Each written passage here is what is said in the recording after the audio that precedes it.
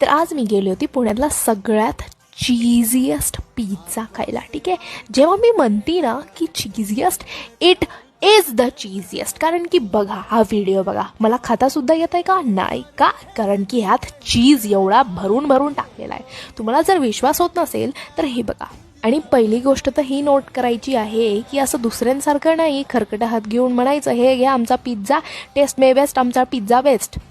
नाही, यांच्या शेफने ग्लव्स घातले होते you guys. Plus each and every ingredient used is fresh. म्हणजे जे पण भाज्या वापरले गेलेत ते एकदम फ्रेश आहेत. हे कॅप्सिकमलाच बघा, बाई बाई बाई किती हिरवगार आहे.